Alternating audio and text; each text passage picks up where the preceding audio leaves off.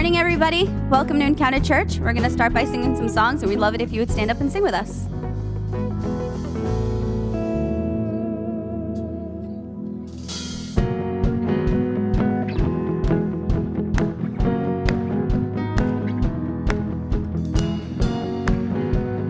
Heaven thundered, and the world was born. Life begins and ends in the dust you formed. Faith commanded, and the mountains moved. Fear is losing ground to our hope in you. Unstoppable God, let your glory go on and on. Impossible things in your name, they shall be done. Freedom conquered, all our chains undone. Sin defeated, Jesus has overcome. Mercy triumphed when the third day dawned. Darkness was denied when the stone was gone. Unstoppable God, let your glory go on and on. Impossible things in your name, they shall be done. Unstoppable God, let your glory go on and on. Impossible things in your name, they shall be done.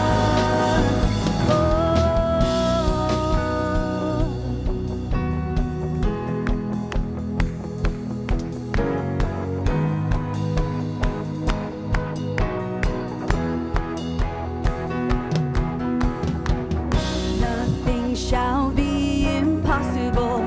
Your kingdom reigns unstoppable.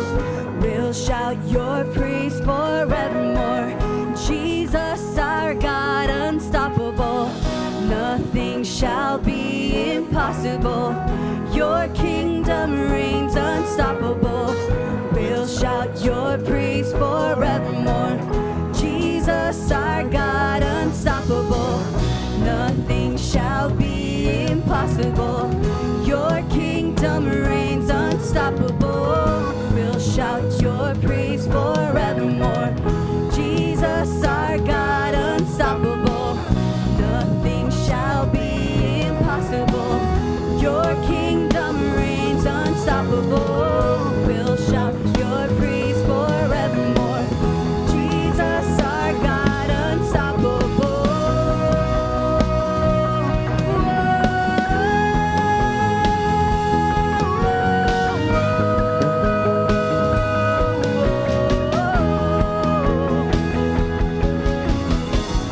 Unstoppable God, let your glory go on and on. Impossible things in your name, they shall be done. Unstoppable God, let your glory go on and on. Impossible things in your name, they shall be done.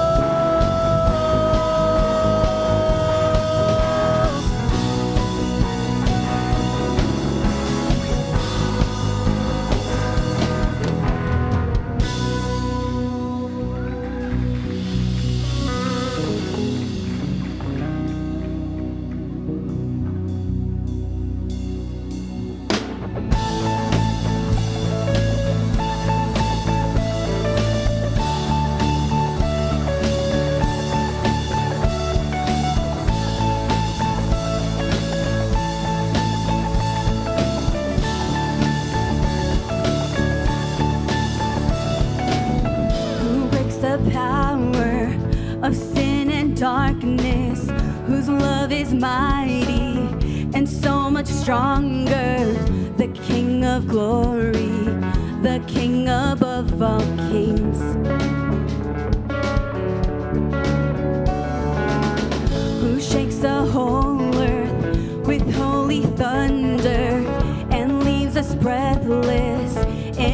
and wonder, the King of glory, the King of glory. This is amazing grace. This is unfailing love, that you would take my place, that you would bear my cross. You laid down your life, that I would be set free. Oh, Jesus, I sing for all that you've done for me.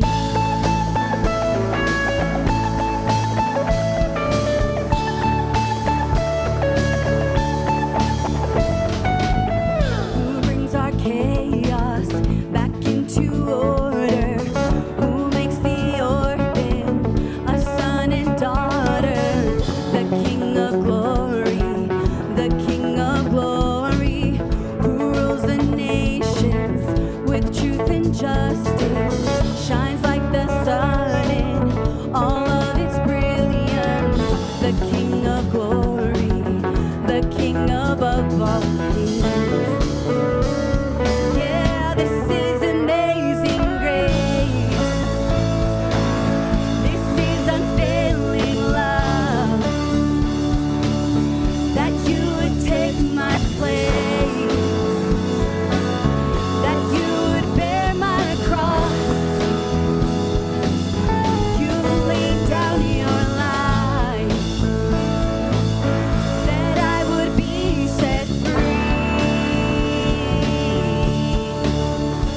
Oh, Jesus, I sing for all that you've done for me.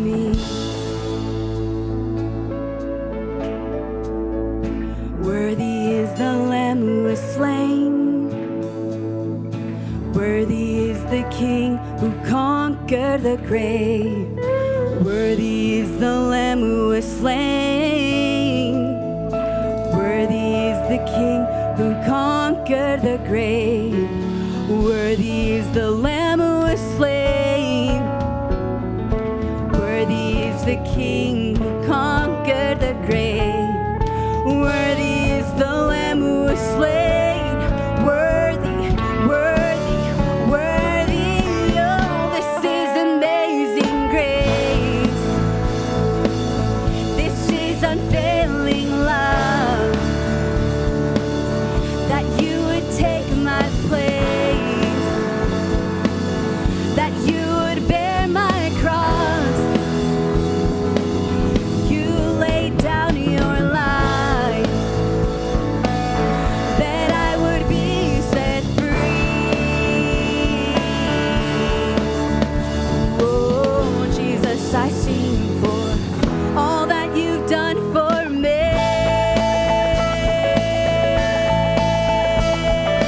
Yeah, all that you've done for me.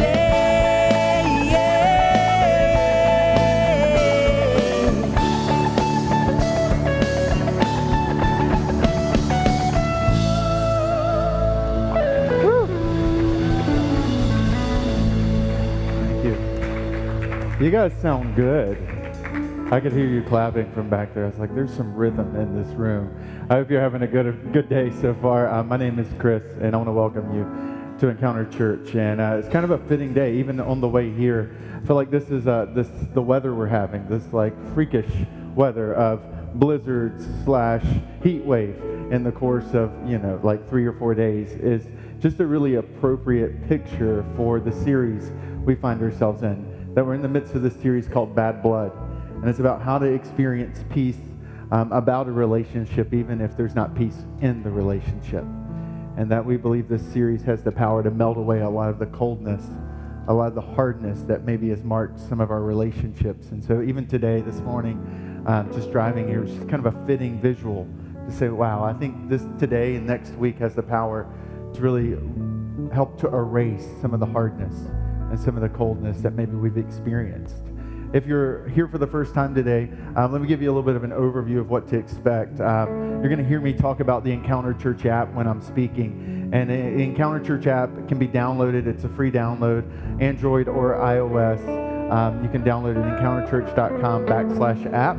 It's really magical. You just type in that website and it redirects you to your kind of download store. And you can follow along in the message, write notes, learn more about the church, or get engaged in any way that we can kind of join you in the journey. We also have a physical counterpart to the app. It's what you were handed when you walked in. And this allows us, if you're comfortable, to get to know you. You can list prayer requests. You can discover ways you can get involved here. And during the course after the message, during offering time, you can feel free just to drop that in and continue kind of just sing and respond. So thank you for being here today. Thank you for joining us online if that's where you are. And we really do believe the next 45 minutes can be the most helpful and hopeful part of your week. Let's continue to sing.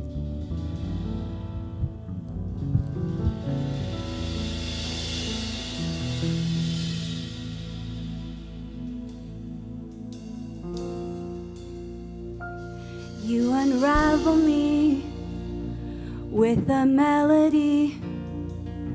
You surround me with a song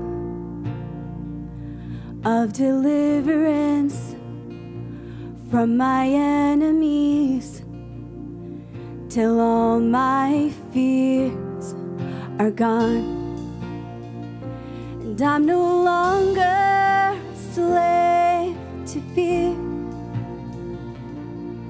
I am a child of God. I'm no longer a slave to fear. I am a child of God.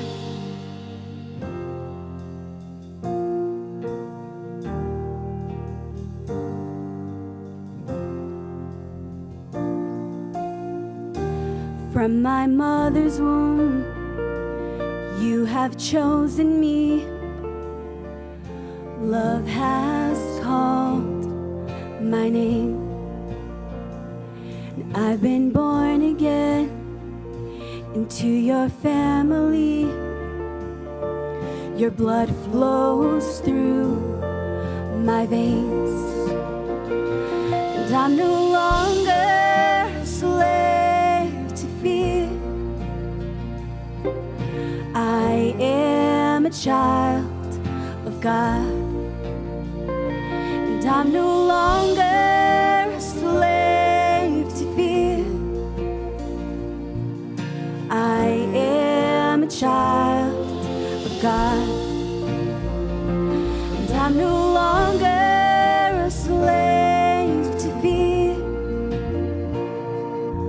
I am a child of God. And I'm no longer a slave to fear. I am a child of God.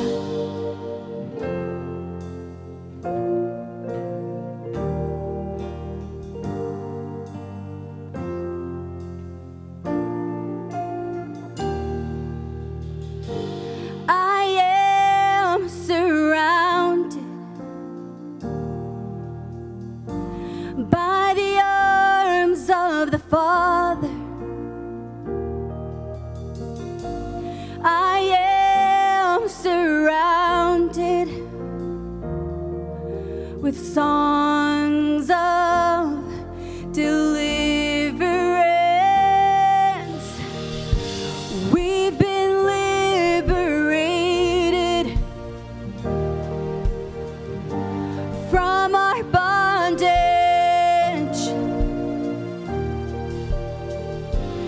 We're the sons and the daughters. Let us sing our freedom. Oh, oh,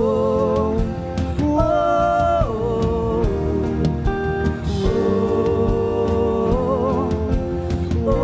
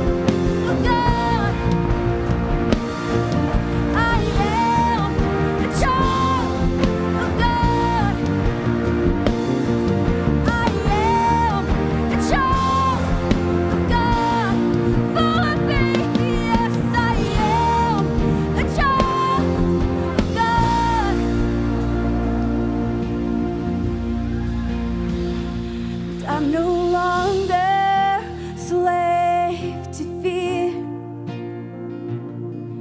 I am a child of God, and I'm no longer a slave to fear.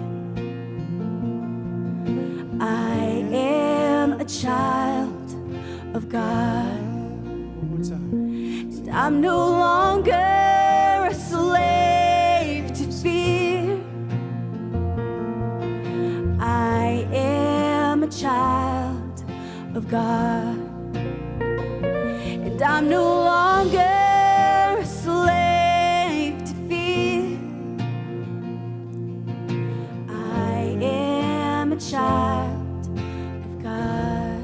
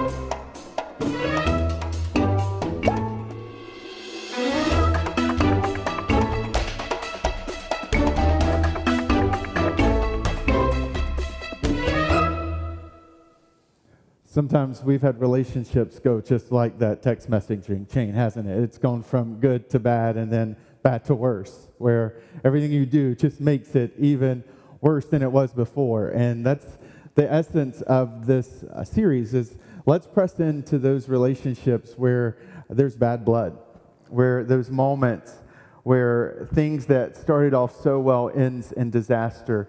And some of us have lived that out, and some of us are in the midst of living that out. And like I said, even in the welcome, I really believe that this series has an ability, that God desires to use this series to do for you what the sun is doing to the ice all around us, which is to start to melt and to warm our relationships and start to bring life again for where there's been coldness and death.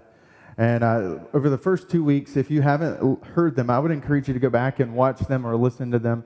We've kind of started, the first 2 weeks of this series was unpacking kind of the preventive tools, learning to practice empathy when you listen to one another. Last week, I think I terrified some of you because I was kind of giving this visual of the ladder of inference and how what starts off as a comment can turn into a character assassination attempt.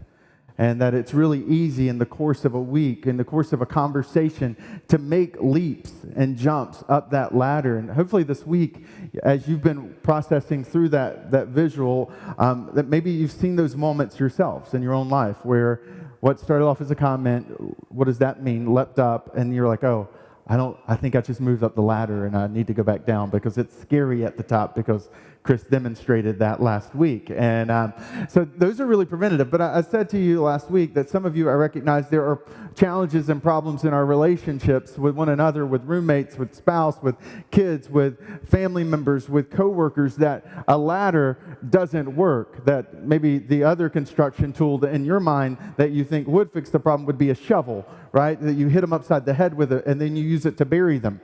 That sometimes it feels like that's the kind of level, and that's the type of relationship I have, and a ladder's just not going to help that. And what I want to do today, and then Jason's going to do next week, is to give you a little bit more tools to serve you in this process of dealing with bad blood. About a month ago, I told you a story. I shared a little bit more of a story that kind of from my upbringing, my father, and what I want to do today is I want to kind of jump off that and tell you a little bit more. And because it has some direct implications to what we're going to talk about today. Because I really sincerely believe you can have peace about a relationship even if you don't have peace in a relationship. And this is what bad blood and us finding resolution in the midst of it can look like for some of us.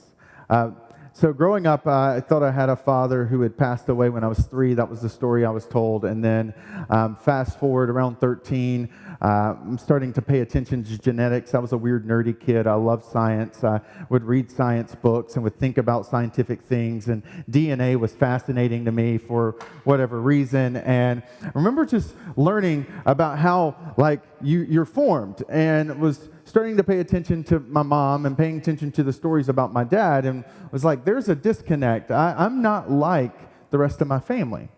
There are things about me that's just weird compared to them. And it was like beyond just teenage weird, right? Where you just think your parents are weird all the time. It was like are you sure I'm not adopted kind of weird? Like, there are things I have that I don't see in the family tree. And so these were kind of questions, and one day I just asked my mom, like, Mom, I'm really confused. Where do these things come from? And she's like, well, I need to tell you something. And I'm like, okay. And as a 13-year-old, I found out that, this father that I thought had been my father, who died when I was 3, was in fact not. And that the real one had bounced out before I'd ever been born because he just didn't see how a child could fit into his life. And so you can imagine, as a teenager, that kind of hitting you, that causes some processing through life.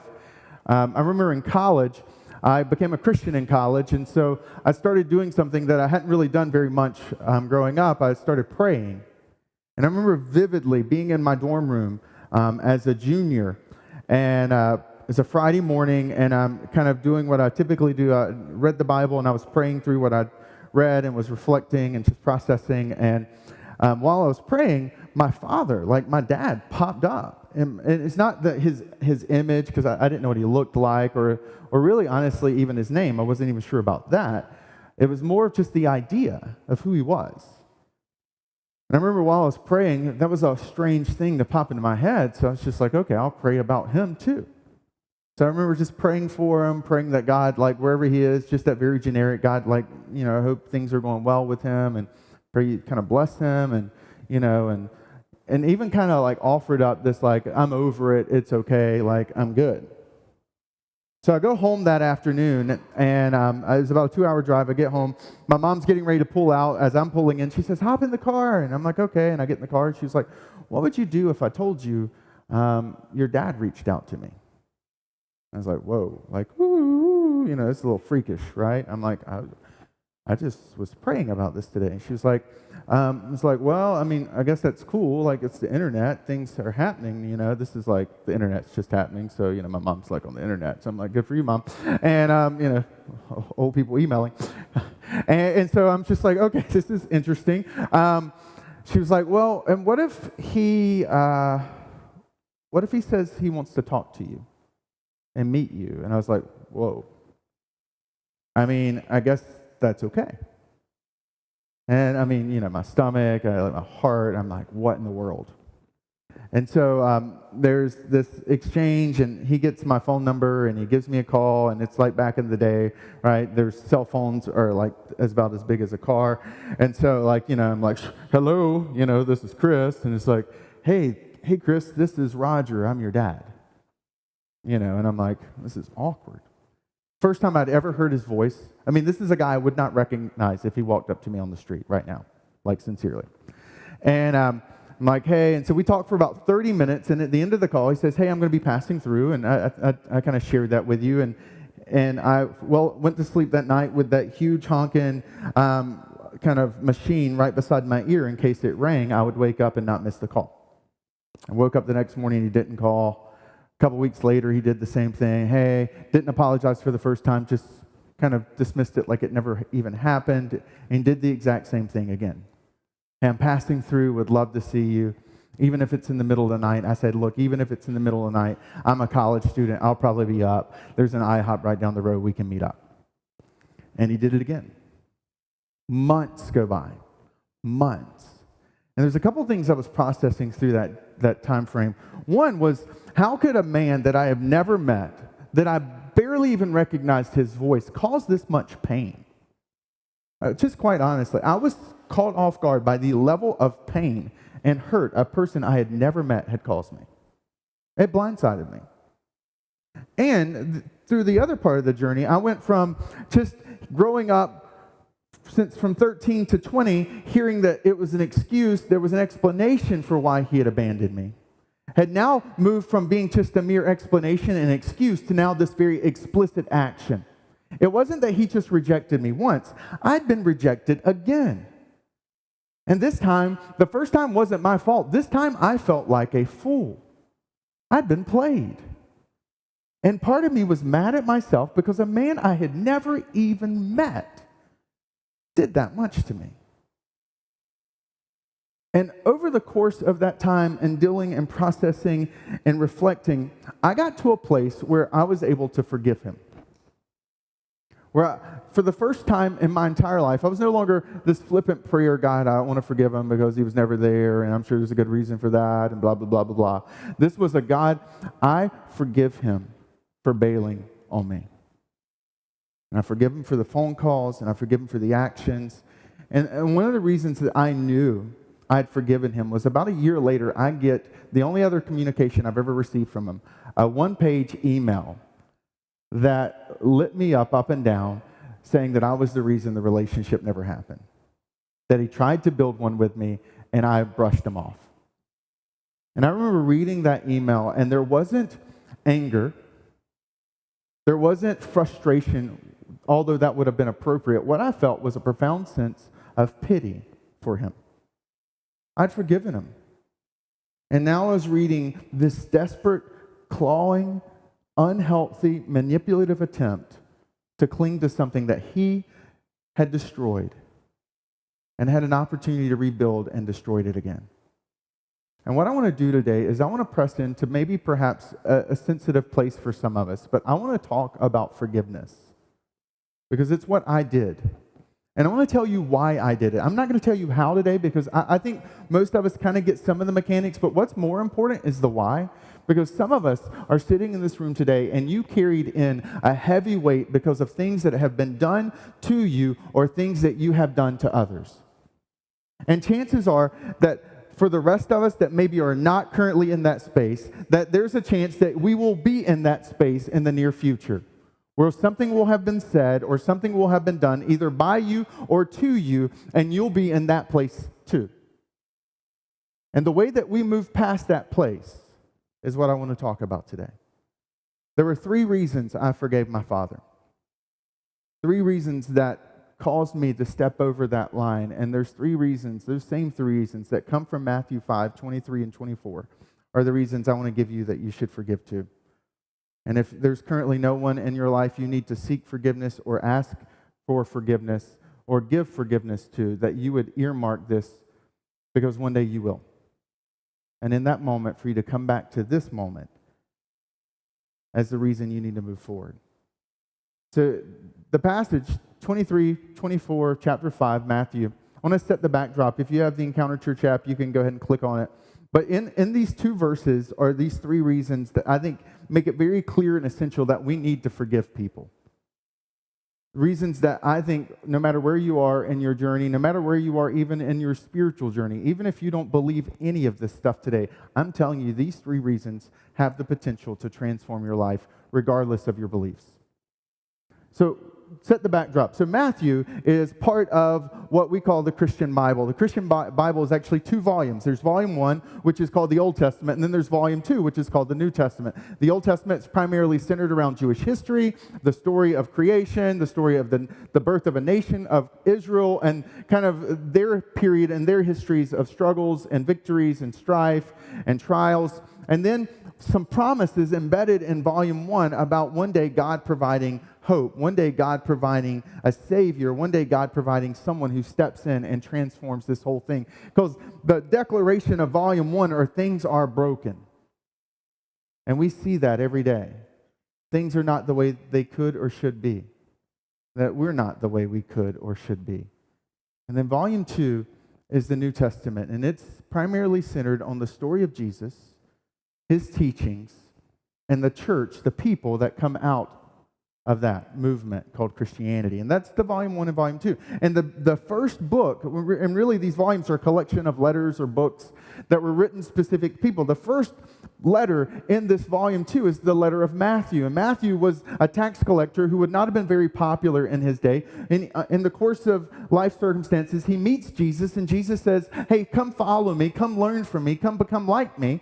And Matthew says, okay. And he walks away from a very lucrative but sketchy industry called being a kind of tax collector, and watches Jesus perform miracles, watches Jesus live this extraordinary life, watches Jesus die on the cross, and then watches Jesus come back from the dead and says, I've got to capture this for people. I've got to collect this. And so Matthew goes and, like a Michael Lewis of his day, begins to weave together the narrative of Jesus' life through interviews and through personal recollections and through eyewitness testimonies. He's talking to different people. That's why we know certain things about Mary and what Mary was thinking. It's because Matthew sits down with Mary and says, Mary, tell me about the day Jesus was born. She said, I treasured it. It's this really personal, profound experience for me to look at my baby. And Matthew's writing out of that. And so Matthew has this really kind of big picture view of Jesus. And in Matthew chapter 5, you have the beginning of one of the most significant messages that have ever been preached. You have what's called the Sermon on the Mount. Matthew chapter 5, 6, and 7 lay out the Sermon on the Mount. And Sermon on the Mount is considered one of the great English kind of literary triumphs in human history. I remember even before I was a Christian in college, our English teacher studied the Sermon on the Mount because there's so many profound statements. There's so many like beautiful pictures and kind of these really profound sense of arguments that Jesus would make, and that in the midst of this message about everything, Jesus was dissecting religious confusion in his day. Really what Jesus was doing was Jesus was moving people past the external of seeing rules and getting to the heart and seeing relationship. That's really what he was doing. He's like, you've heard it said, don't commit adultery, but I say if you even do it in your heart, you've crossed the line. Like, he was pushing past the rules to the heart of the relationship. And he does this in chapter 5. Right before we get to the passage we're going to talk about today, he talks about murder. He says, you've heard it's wrong. You've heard it said, referring to the Ten Commandments, that it's wrong to kill someone. At which everyone's like, yes. He's like, but I tell you that if you use your words and your actions to demean or to cut down, that you've started to kill them in a slower way. And he gets to the heart that he's like, there's not just murder. He's like, there's also ways of killing relationships slowly too. That's not one fell swoop. And he talks about the words we use and the actions that we have. And in the backdrop of murder, and the backdrop of the power of our words to kill relationships and the actions to kill relationships, he introduces this passage where he says in verse 23, therefore, this is why he's saying therefore, because therefore, if our words have the power to kill relationships, therefore, if you're offering your gift at the altar and there remember that your brother or sister has something against you, right? He says, leave your gift there in front of the altar, first go and be reconciled to them, and then come and offer your gift. And in the course of these 3 verses, he gives us 3 reasons. And these 3 reasons are really quick. I'm not going to belabor them, but I'm going to walk through each one of them. The first is that in verse 23, he encourages them, therefore, if you're offering your gift at the altar and there remember that your brother or sister has something. Now, here's something important. Jesus is speaking this particular Sermon on the Mount. It's called the Sermon on the Mount because he was on a mountain. And on the mountain, there's this gathering crowd, tens of thousands of people potentially there to hear Jesus speak this message. This location is Capernaum, which is a city that you've probably never heard of. But here's what's important. The place when he says the altar, he's referring to what Jews would have known was the temple. So at the temple, there was this altar. This was like the holy site. You can still go there today where what's called the Wailing Wall is the east wall of kind of Jerusalem, and that's where the temple was. And so Jesus is saying to this crowd in Capernaum, when you're at the altar, when you're in Jerusalem, and remember, something that you have done or something that someone has against you, leave. Now here's what's crazy. This location and this location are 106 miles apart one way. And the way that you would have gotten from here to there was you would have walked. Now, it's been estimated that in ancient times, based on the roads and the conditions of the roads, the average ancient kind of first civilization individual would have walked about 20 miles a day. This is a 6-mile journey one way. To go from here to there took 6 days of walking. And not only did it take 6 days of walking, from here to here is 34 feet, 3,400 feet in elevation distance. You're literally going uphill. And what makes it even crazy is it's not a gradual slope. The last 15 miles of your journey is where a bulk of the altitude happens. You go from this point to this point in the course of about 15 miles. You cover almost 3,000 feet. You climb a mountain.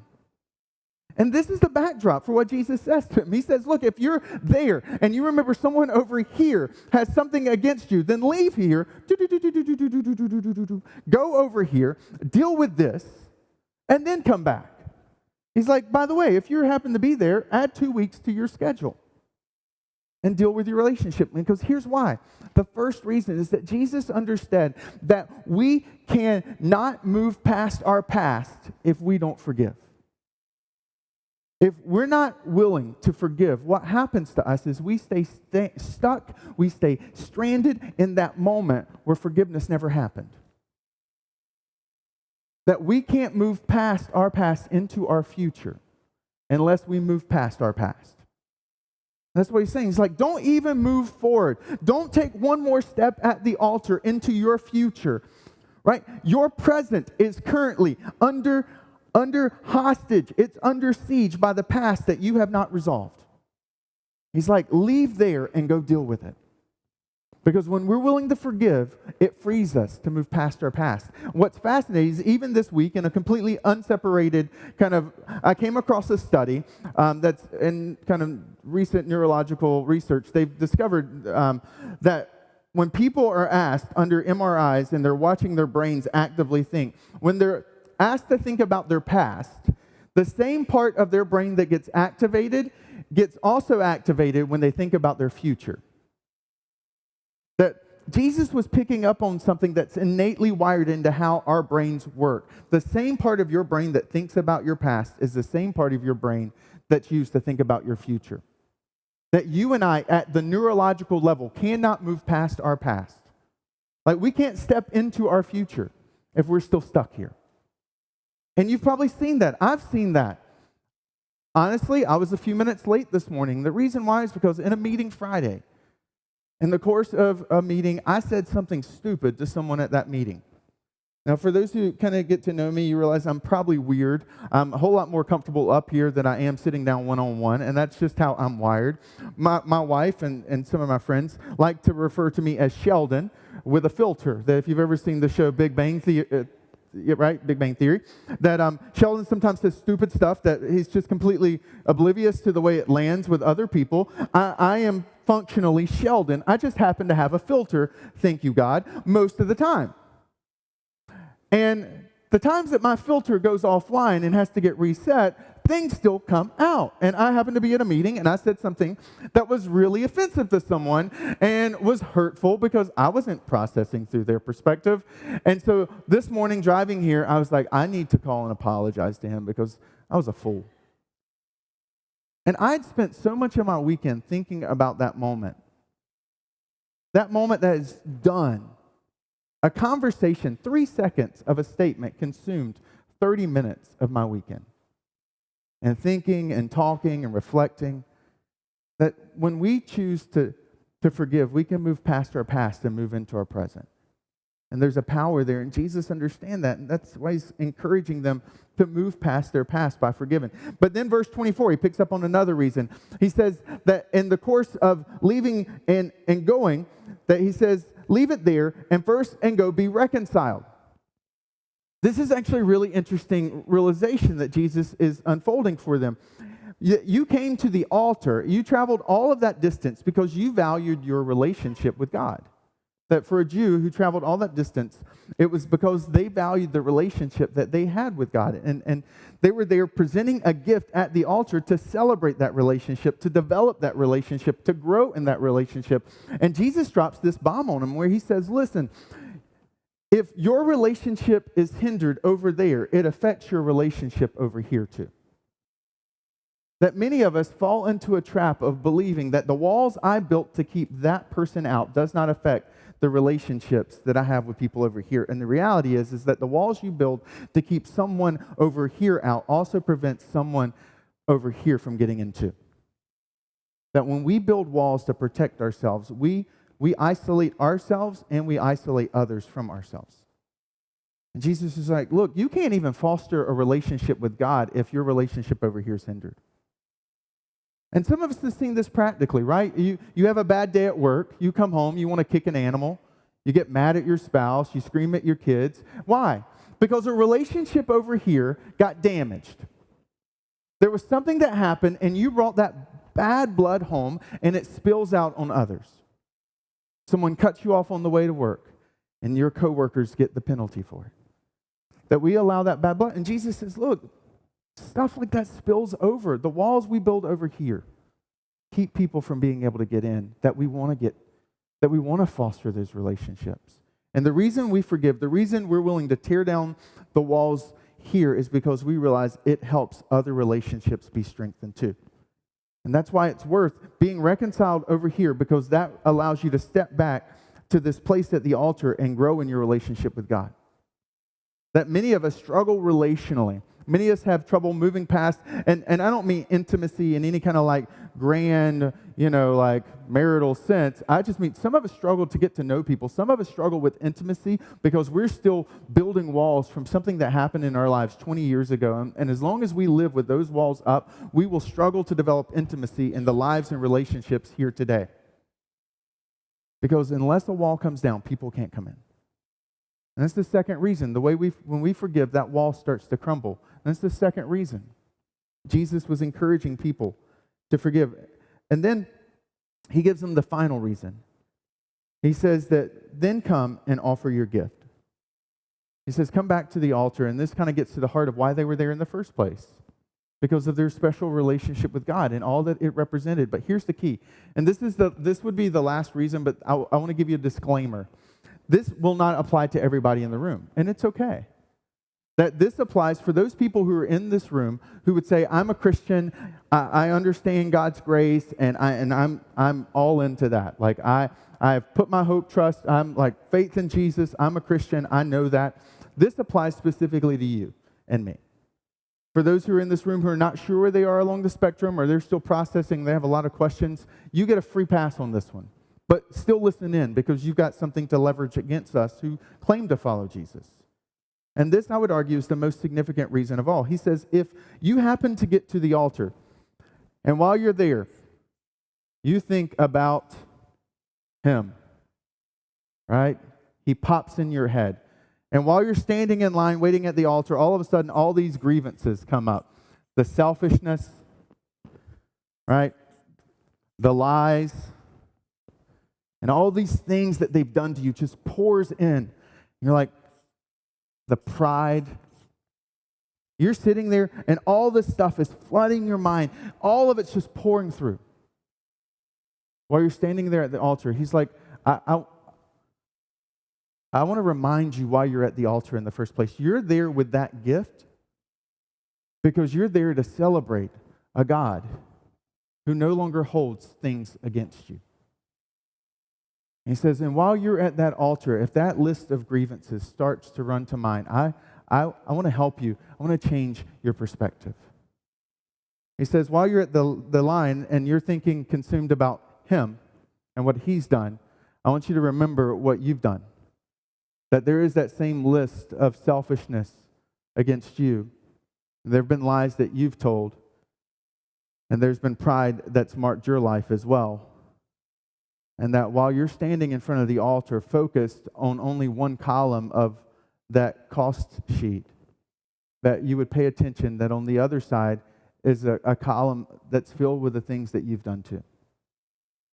And that you're at that altar celebrating a God who's forgiven you for what you've done. And that because of his forgiveness, because of what he's poured out over you and your life, that if you're a Christian in this room, we have no right to hold that very precious thing that he's extended to us from someone else. That when we choose to hold back the very thing that makes us Christians,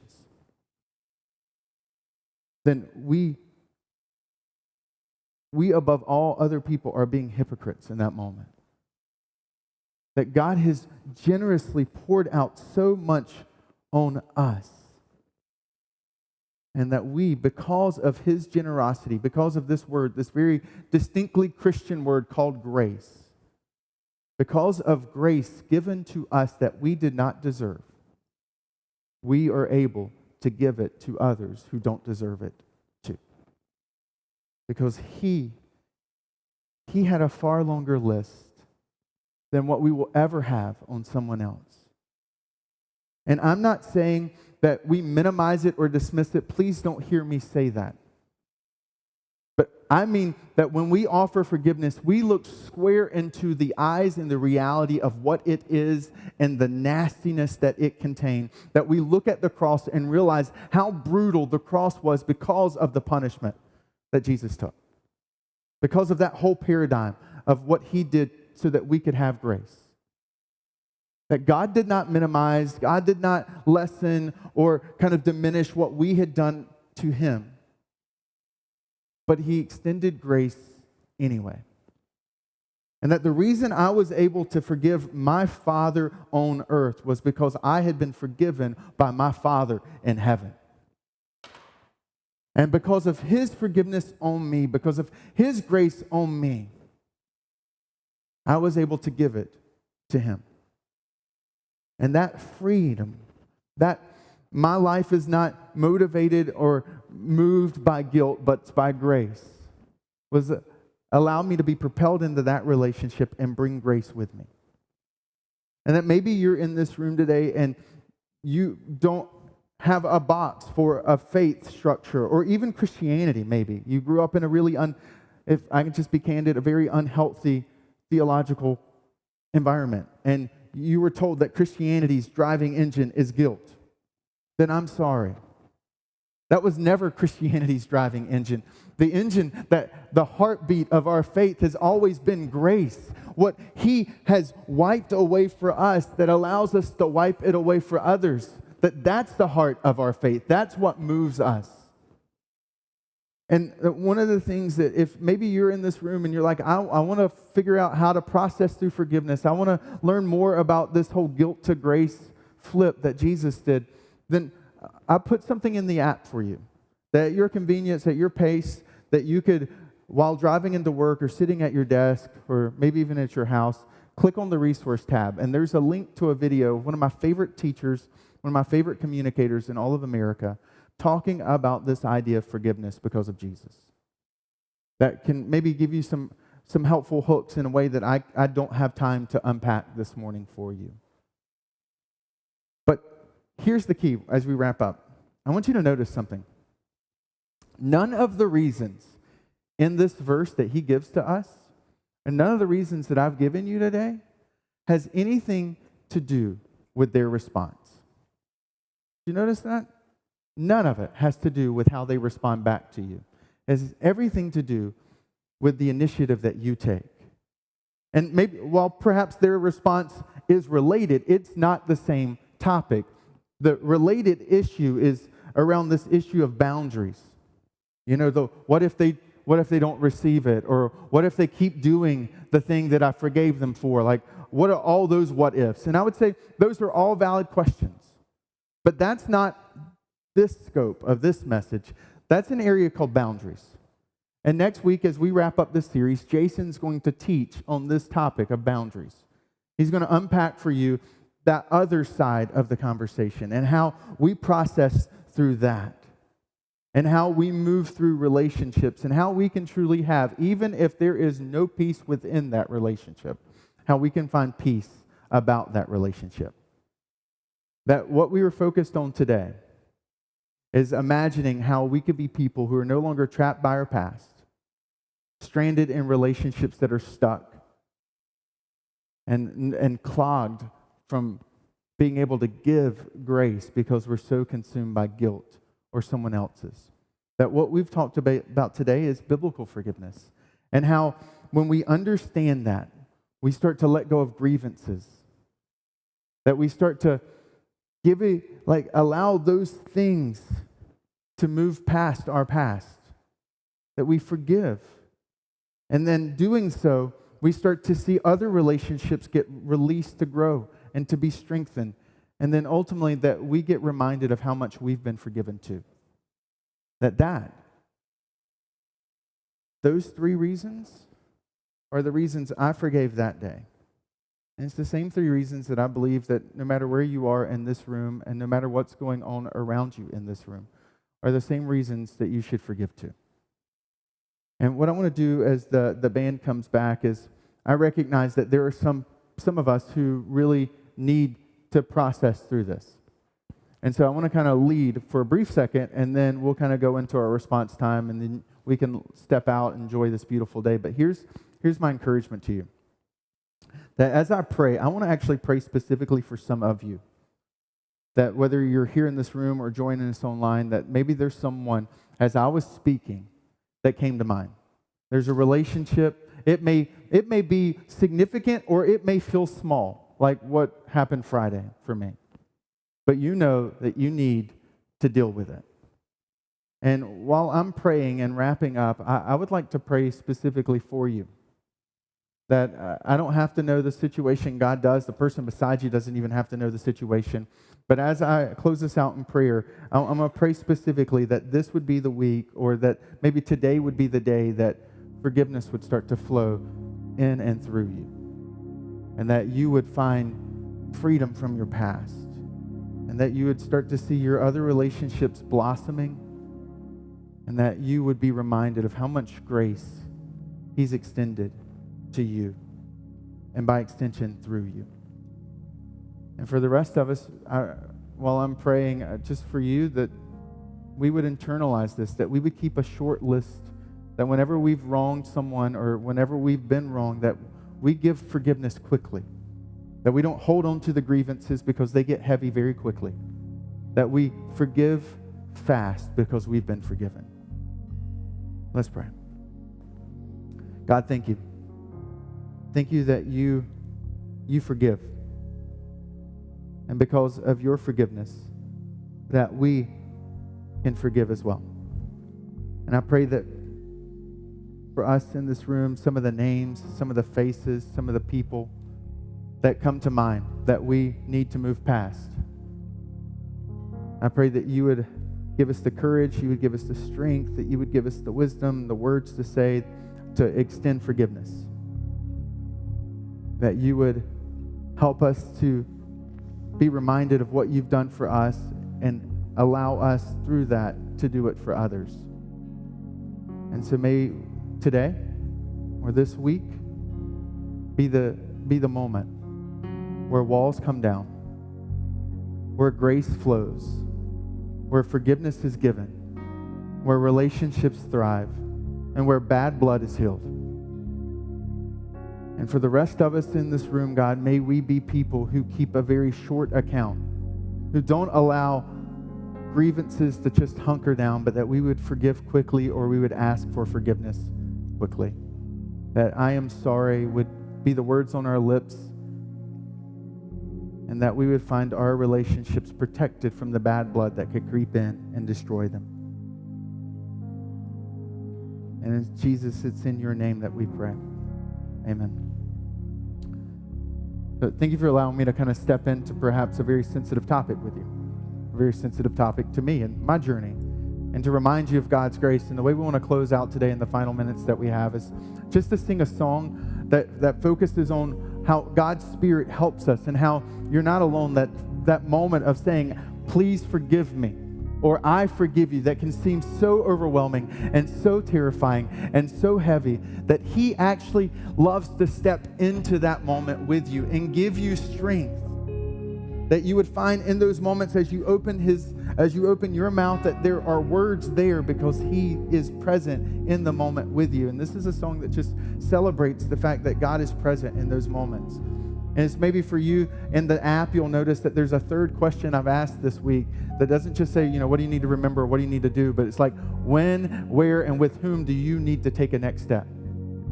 To go ahead and put it down for where is it going to be on your calendar for this conversation to happen. For me, it was driving here this morning and me calling that person on the phone and just saying, I was a fool.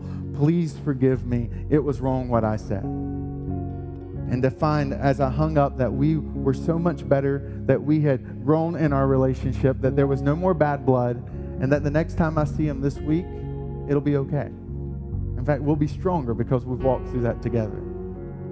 And that for you, this may be the time where you figure out where is it this week that this conversation is going to happen. It's also a time where, like I referenced earlier, we allow, if you're here for the first time, or maybe there's a next step for you, that we use the app or the card that you handed when you walked in, just to be able to kind of drop that in the basket that we'll pass around. And for those who call Encounter Church home, this is a time we carve out to practice generosity. This past weekend, hosting a community event allowed us to give about $200+ to Dedham Food Pantry. And again, it's just because we believe a church should be known for what they do for the community, not what they take from it. And in the next couple weeks, as we talk about our next chapter with the building, I'm going to share some things, not just about how your giving helps us to build a building, but how your giving is going to help us rebuild girls who are coming out of trafficking, and to help us rebuild and to furnish some things that are important locally. That we believe that in everything we do, that we should be a church that's known for what we do, not what we take from. And so I want to invite you to stand as we respond. The band will lead us. And thank you for being at Encounter Church today.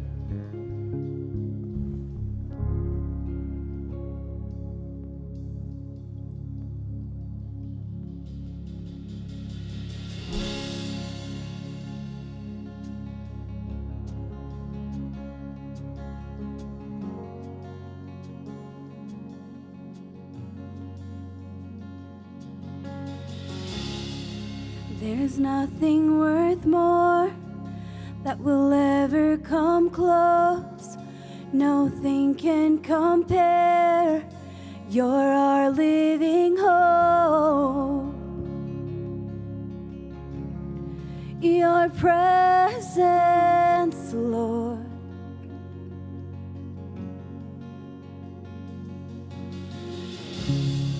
I've tasted and seen of the sweetest of loves, where my heart becomes free and my shame is undone. In your presence, Lord.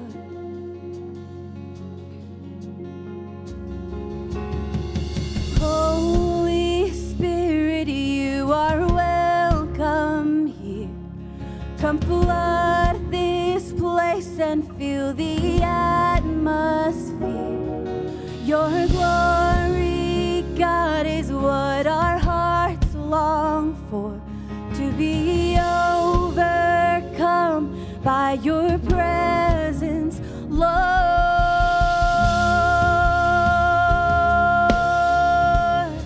Your presence, Lord.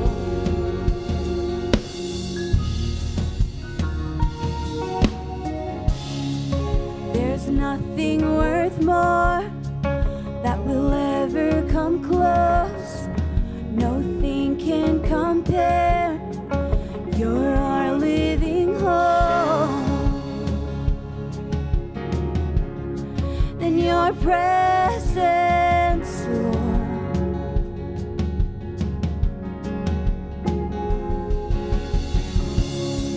I've tasted and seen of the sweetest of loves, where my heart becomes free and my shame is undone.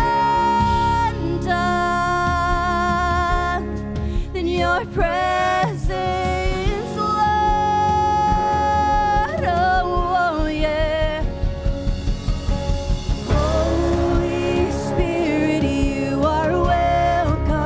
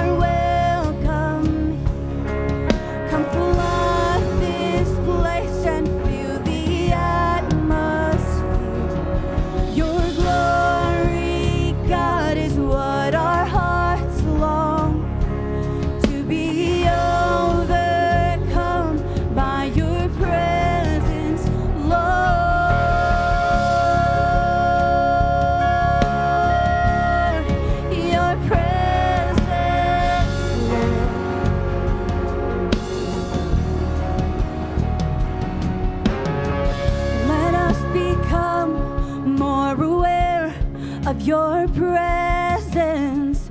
Let us experience the glory of your goodness. Let us become more aware of your presence. Let us experience the glory of your goodness. Let us become more aware of your presence. Let us experience the glory of your goodness. Let us become more aware of your presence.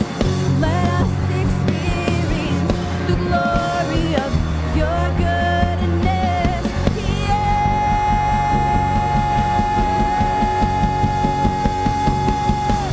Holy Spirit, you are welcome.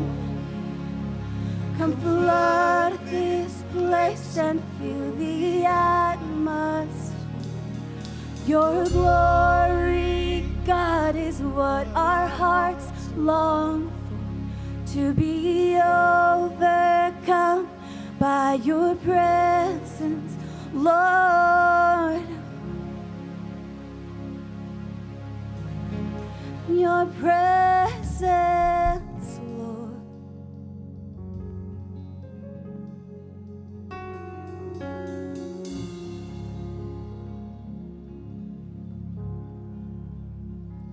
Thanks again for being here at Encounter Church.